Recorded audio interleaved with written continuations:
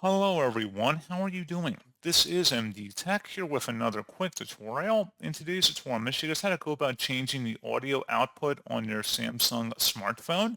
So this should hopefully be a pretty straightforward process here, guys. And without further ado, let's go ahead and jump straight into it.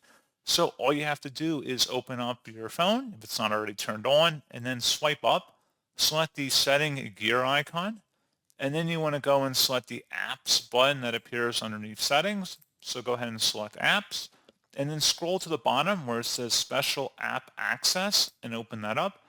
And then you want to select where it says change media output. Select that.